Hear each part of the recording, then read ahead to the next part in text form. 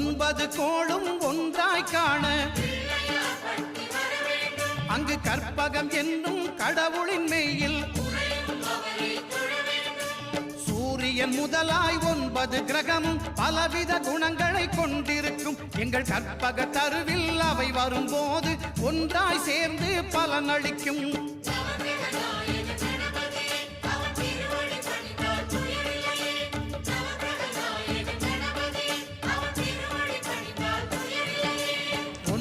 கோளும் ஒன்றாய் காண